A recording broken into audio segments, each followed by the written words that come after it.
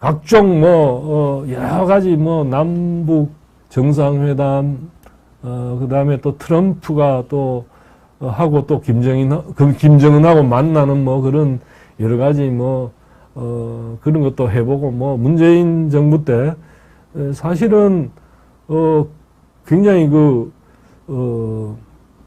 쇼적인 요소가 없는 진정하게 뭐가 합의가 돼서 만나고 그랬으면 지금쯤은 진전이 있어야 되는데 핵무기라든가 북핵 문제라든가 그다음에 남북 어떤 필요한 경제 교류 그다음에 또 인도적인 그런 남북 이산가족 간의 교류 그런 것도 좀 진전이 있었을 텐데 이게 결국 마지막 에는 북이 결코 핵을 포기하지 않을 거라는 그런 이야기가 그런 예측을 하는 전문가들이 되게 많았는데 실제로 보니까 결과적으로 보니까 김정은이 우리 핵 공격을 법으로 할 수 있는 어떤 그런 걸 갖다가 법으로 만들어놨으니까 그게 일종의 말하면 우리는 핵무기 보유 국가다.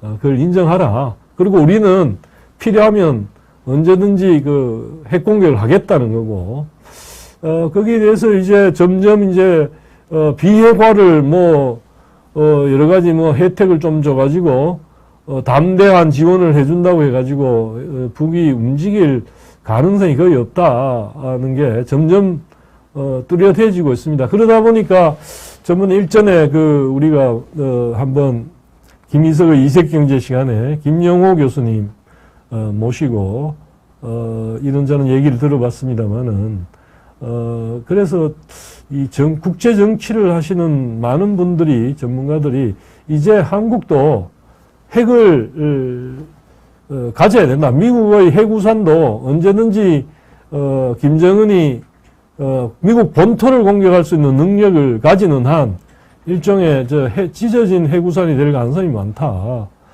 그래서,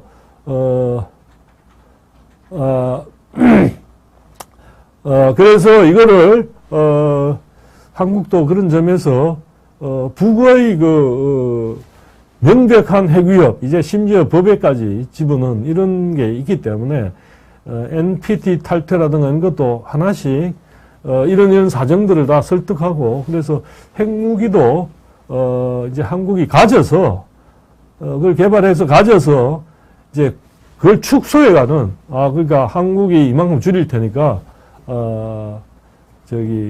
그렇게 되면 우리가 핵을 가지는 순간 어쩌면 중국도 북한 핵을 억제시키고 줄이려는 실질적인 어떤 한국의 핵은 단순히 북만이 아니라, 중국과 사이가 나빠졌을 때는, 중국도 두려운 게 될 수 있기 때문에, 그래서 그런 이야기를, 중국이 아마도 북한이 핵을 줄이거나 좀 억제하도록 하는데, 중국도 적극적으로 나올 거다.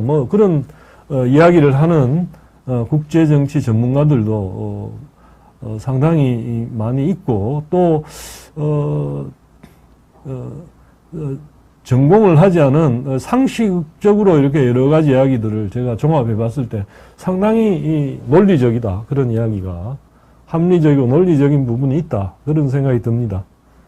지금 북한이 핵을 포기하지 않을 게 명백한데 그냥 각종 지원을 해서 핵 포기하라고 한들 북한이 그걸 받아들일지 이때까지 받아들이지 않았다는 걸 보면 그런 기대를 하기는 좀 어려운 거 아닌가 그런 생각이 듭니다.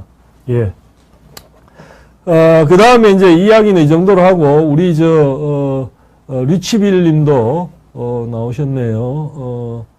홍리치빌 님 반갑습니다. 김대중이나 노무현 대통령 책임져야 한다. 북핵의 북한이 핵을 개발한 거에 대한 말씀이고 왕돈이님 박사님 일본과 공동 핵 개발 안 될까요? 글쎄 다른 문제도 그걸 잘 못하는데 우리가 일본하고 공동 핵 개발은 공동 핵 개발까지 안 되더라도 다른 문제들 예컨대 지금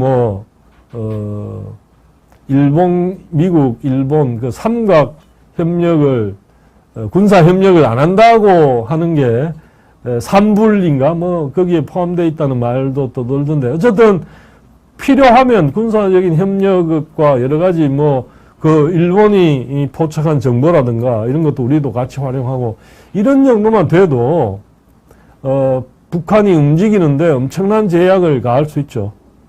제 생각에는 그렇습니다. 그래서 공동 핵 개발까지 아니더라도 그런 생각이 듭니다. 예.